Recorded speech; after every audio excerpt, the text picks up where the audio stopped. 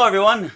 In today's video I would like to give you some tips on how to expand your vocal range. This is a question that gets posed to me quite often. Now, I think the first thing to understand about the vocal range is that you have two, some would argue 3 or 4 registers. But you have 2 distinct registers, we'll say.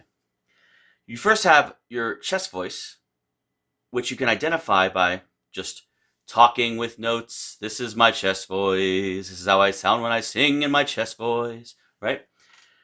Now, I want you to try something. Put your hand here on your chest and say, hello, hello. Do you feel a distinct vibration in your chest? Now, say, hello, in your Mickey Mouse voice. Hi, I'm Mickey. Hello. Do you feel the same reverberation? You might feel something, little there, but not quite the same thing as when you're talking in your chest voice. That's because your chest voice is kind of resonating here, right? Of course, it does resonate a bit up here, naturally, but you feel it here more, physically. Whereas the head voice resonates a bit more up here, yeah?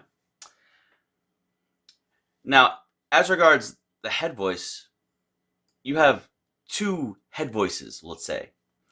You have your, what we would normally call the head voice, and you also have a falsetto. Women have a falsetto too, although it's more kind of just noted in men. So what is falsetto? Falsetto is the movement of air over the vocal folds when they're not fully engaged. It sounds kind of breathy or whispery or ethereal, and some singers use it to great effect. A couple examples of some male singers that use falsetto are Bono from U2. He likes that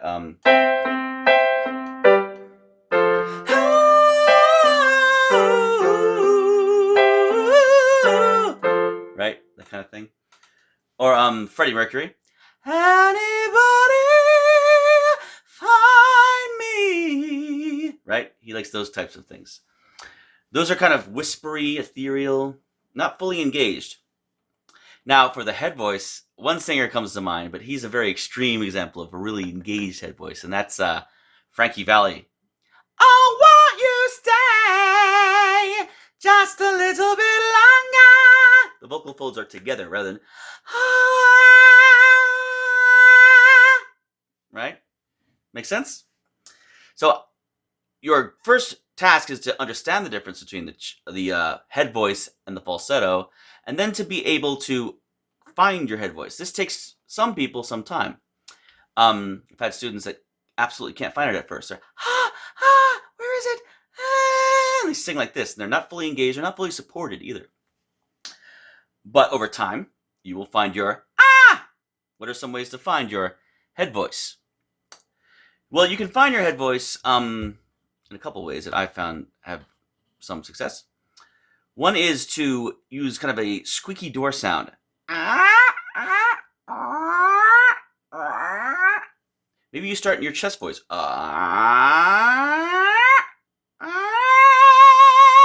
There you are. Another one, it's terrible, but it works. A bird sound. Now, once you can find that head voice, you don't have to make it as ugly. You can do things to change the character of the head voice. One thing I like to have people do is to make the most obnoxious sound in the world and then yawn. And that opens your throat up, raises your soft palate, lowers your larynx a bit more, and produces that kind of more dark sound. So, finding the head voice is an essential part of being able to expand your vocal range. In the next episode, I'll teach you how to bridge the gap between your chest voice and your head voice. Thanks for watching. We'll see you soon. Ciao.